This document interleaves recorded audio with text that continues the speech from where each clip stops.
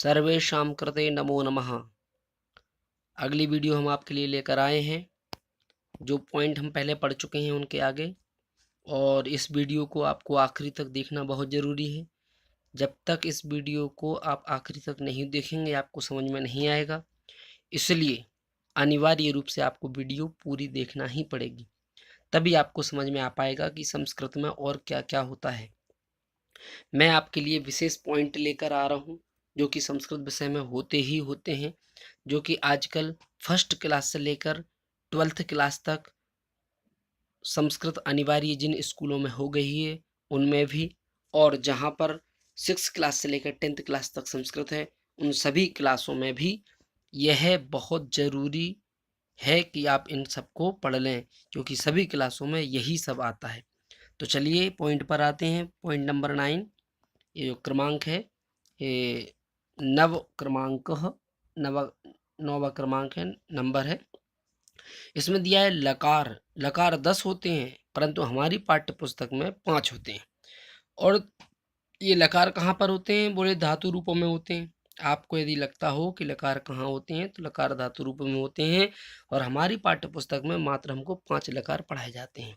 तो मैंने सिर्फ उन्हीं 5 लकारों के यहाँ पर नाम लिखे हुए हैं। आप इन 5 लकारों के नाम देख लीजिए। पहला है लट लकार, दूसरा है लृट लकार, तीसरा है लंग लकार, चौथा है लोट लकार, और पांचवा है विधिलिंग लकार। ये 5 लकार आपके पाठ्य पुस्तक में है, इसलिए इन 5 के नाम आपको बताए जा रहे हैं। अब क्रमांक 10 यानी पॉइंट नंबर 10, कारक।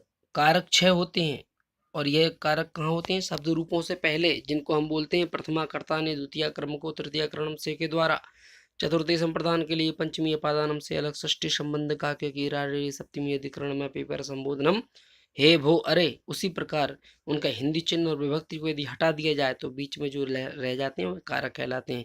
षष्ठी विभक्ति कारक में नहीं होती है। तो क्या क्या है? कर्ता, कर्म, करण, संप्रदान, अपादान, अधिकरण, ये 6 क्या होते हैं? कारक होते हैं, जो कि शब्द रूपों से पहले आपको पढ़ाए जाते हैं।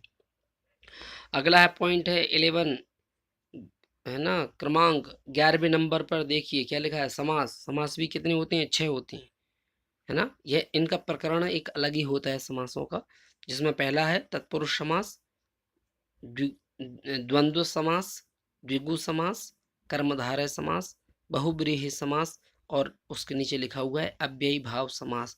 समास भी 6 होते हैं, है ना। फिर है विभक्ति। विभक्ति कितनी होती हैं? विभक्ति 7 होती हैं। यह कहाँ होती हैं? बोलिए शब्द रूपों में पाई जाती हैं।